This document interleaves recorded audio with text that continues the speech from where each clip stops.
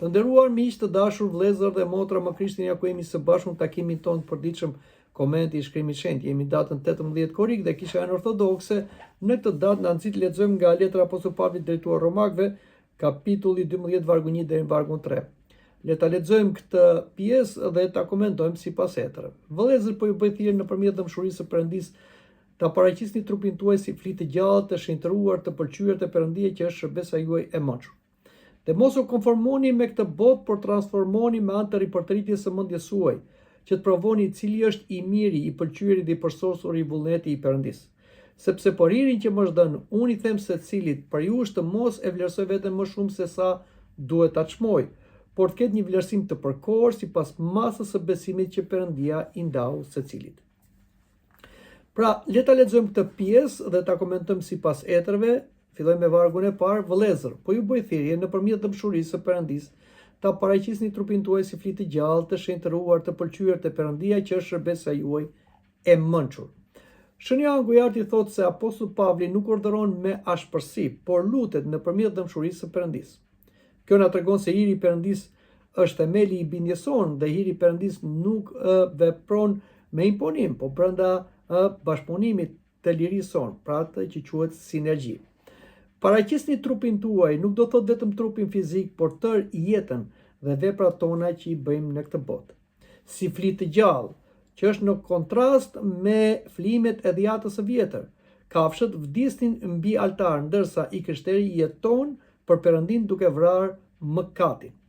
Shërbesa juaj e mençur është adhurimi që buron nga mendja e ndriçuar dhe nga zgjidhja e lirë, jo vetëm nga thjesht rritet të jashtme rituale siç bëheshin rëndomt edhe në dhjatën e vjetër.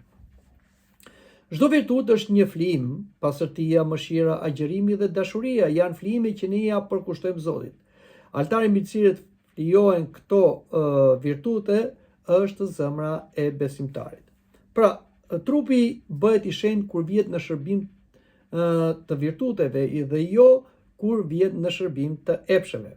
Prandaj duhet kemi shumë kujdes se si e menaxhojmë jetën tonë fizike, sepse ajo tregon edhe gjendjen dhe standardin e jetës sonë shpirtërore. Por le të flasim për vargun e dytë. Dhe mos u konformoni me këtë botë, por transformohuni me anë të ripërtritjes së mendjes suaj, që të provoni cili është i miri, i pëlqyeri dhe i përsosur i vullneti i Perëndis. Mos u konformoni, thot Shënia Angujati, duke mbështetur te Apostulli Pavli dhe sqaron që do thotë mos merrni formën e mënyrës së jetesës së kësaj bote, e cila është kalimtare. Apostulli Pavli nuk thot vetëm mos bëni të keqen, po mos u konformoni, pra merrni një formë të re, jo sipas botës të përshtateni asaj. Ripërtritja e mendjes ndodh vazhdimisht përmes shkrimit të shenjtë, studimit, lutjes, veprimit të Shpirtit të Shenjtë dhe ushtrimeve në virtute. Shën Teodoriti i Kirit na thot mendja e ripërtërisht fillon të dallojë qartë vullnetin e Perëndis. Vetëm ai që pastrohet nga pasionet mund të gjykojë drejt. Shën Agustini i Hipos na thot transformimi është vepër e hirit, por kërkon dhe bashkëpunimin e njeriu. Njeriu nuk ndryshon vetëm sjelljen, ndryshon dhe mënyrën e të menduarit. Nëse neve ndryshojmë mënyrën e të menduarit, kjo patjetër do japi ndryshim edhe në sjelljen e jashtme. Që të provoni cili është vullneti i Perëndis. Shënia Angujati thot, kjo nuk në kupton ta provosh sikur nuk e di, por ta përjetosh dhe ta dallosh në praktikë atë. Dhe Shën Agustini thot, kur zemra pastrohet, ajo fillon të shijojë atë që Perëndia dëshiron dhe e njeh si të mirë. Por le të flasim edhe për vargun e tretë, sepse për hirin që më është dhënë, unë i them secilit prej jush, të mos e vlerësoj veten më shumë se sa duhet ta çmoj, por të ketë një vlerësim të përkohur sipas masës së besimit që Perëndia i ndau secilit. Shën Pavli sqaron se Apostulli Pavli këtu po flet për virtutin, dhe Pavli godet me njerë krenarin. Çdo dhunti është dhuratë e Perëndis, prandaj askush nuk mund të mburet për këto dhurata që i ka marrë falas nga Perëndia.